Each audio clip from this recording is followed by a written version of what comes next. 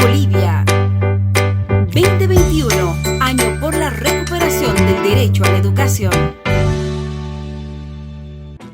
Un saludo cordial del profesor Ulises Valencia. En esta oportunidad, con tercero de secundaria. Y el tema que hoy vamos a lanzar es el cuento. Espero que te guste la lección.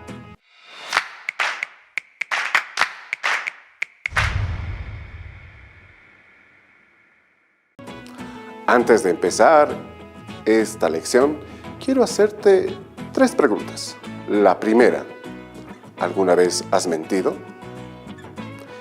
Y después, ¿qué consecuencias tuviste después de mentir? ¿Y qué opinas respecto a las personas que mienten? ¿Te gustaría que fueran tus amigos o amigas? ¿Qué te parece si escuchamos este audio para que entiendas mejor por qué te hago estas preguntas? Simulacros, de Edmundo Paz Soldán. A los 7 años, Weiser descubrió que le repugnaba el colegio y sin vacilaciones lo abandonó. Sin embargo, para no contrariar a su madre, desde la muerte de su padre, él, hijo único, era la cifra de esperanza de ella. Continuó levantándose en la madrugada, enfundándose en el uniforme obligatorio, saliendo en dirección al colegio, regresando al mediodía y hablando sin pudor de exámenes y profesores. De vez en cuando, para mantener la farsa, debió recurrir a la falsificación de notas de elogio por parte de la dirección y libretas pletóricas de excelentes calificaciones. Debió recurrir a sus excompañeros que iban a su casa ciertas tardes a ayudarlo a simular que hacía las tareas. Ella confiaba en él. ¿Acaso por esto no se molestó en ir al colegio y averiguar por cuenta propia las mejoras de su hijo? Ni sospechó de la ausencia de reuniones de padres de familia y kermeses a las que de todos modos no hubiera ido. Siguió puntual pagando las pensiones el primer día de cada mes, entregándole el dinero a su hijo, quien solicitó se ofreciera a librarla de la molestia de tener que ir hasta el colegio. Todo persistió sin variantes, hasta el día de la graduación, cuando Weiser debió pretextar un súbito punzante dolor en la espalda que lo confinó a la cama. Su madre, preocupada por él, se alegró al saber que no irían a la ceremonia. No conocía a ningún profesor, a ninguno de los sacerdotes que regían el colegio, a ninguno de los padres de los compañeros de su hijo. Se hubiera sentido una extraña. Al día siguiente, no pudo evitar las lágrimas al contemplar el diploma que Weiser había falsificado con descarada perfección, y pensó que ningún sacrificio era vano. Su hijo iría a la universidad, y Weiser, mientras le decía que estudiaría medicina, pensó que le esperaban 6 arduos, tensos años. Pero no fueron ni arduos ni tensos debido a su continuo progreso en el arte del simulacro. El día de la graduación fue el más difícil de sortear. Debió recurrir a 43 amigos para que hicieran de compañeros suyos, contratar a 16 actores para que hicieran de cuerpo académico, profesores, decano, rector, etc. Alquilar el salón de la Casa de la Cultura para realizar en él la ceremonia en el preciso momento en que la verdadera ceremonia se realizaba en el aula magna de la universidad.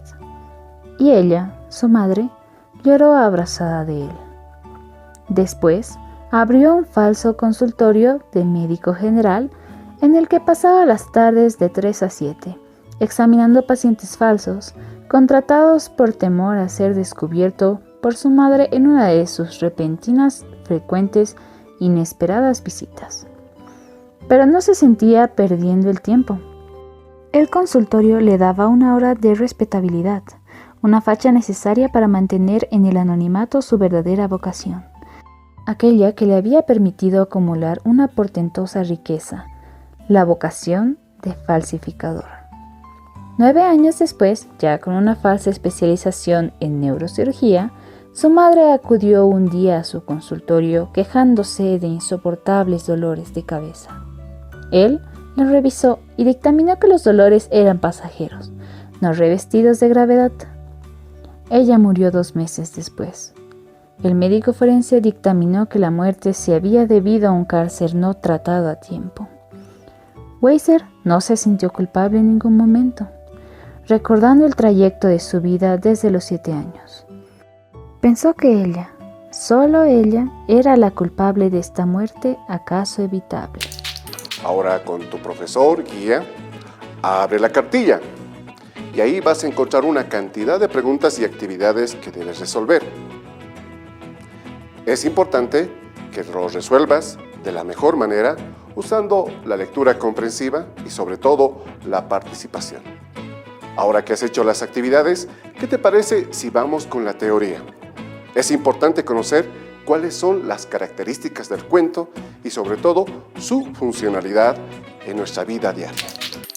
Cuento es una narración oral o escrita de un hecho real o ficticio. Tiene una narrativa breve, basada en hechos reales o ficticios, cuya trama es protagonizada por un grupo reducido de personajes y con un argumento relativamente sencillo. Ejemplo: Sueño de la mariposa de Zhuangzi. Zhuangzi soñó que era una mariposa. Al despertar, ignoraba si era Zhu, que había soñado que era una mariposa, o si era una mariposa, que estaba soñando que era Zhu. Características del cuento. Tiene una estructura central vinculada a un protagonista. Las acciones suelen ser ubicadas en tiempo y espacio desde el inicio. Había una vez un rey que vivía en un castillo encantado. Es ficticio, si bien un cuento puede estar basado en hechos reales, su narrativa apunta a lo fantástico. Los personajes principales deben resolver problemas o superar pruebas difíciles para poder lograr su objetivo. Existe uno o varios personajes clave que son esenciales para que el protagonista pueda superar sus pruebas. Partes de un cuento. Comienzo.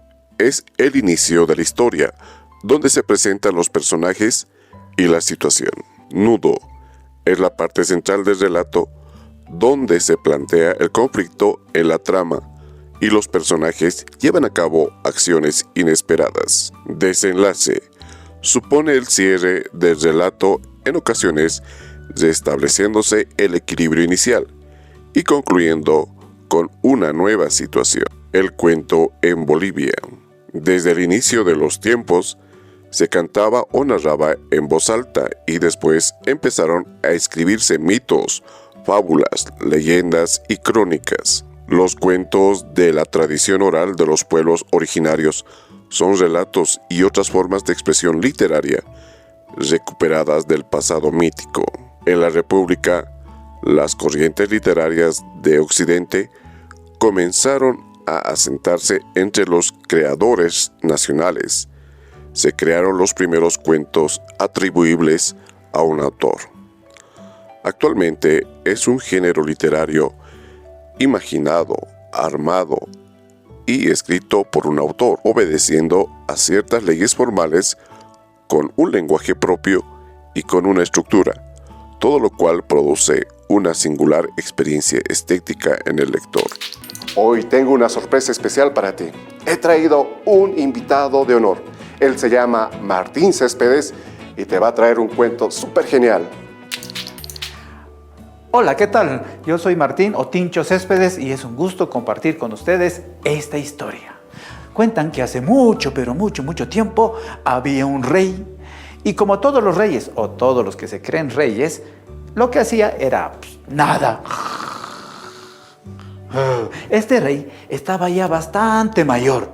De hecho, como decimos aquí, estaba a punto de colgar los manacos. Estaba así. Lo que le preocupaba al rey era que nunca había conocido la paz perfecta, porque siempre se había dedicado pues a invadir reinos, a defender su reino, a rescatar princesas, a matar dragones, todo el tiempo en medio de violencia. Y no conocía lo que era la paz, hasta que un día se le ocurrió: antes de irme, quisiera saber qué es la paz perfecta. Y entonces llamó a su consejo de ancianos. Y ancianos, ancianas, vengan, díganme qué es la paz perfecta. Pero nadie supo responderle a su consejo de orcos, a los ogros, a los magos.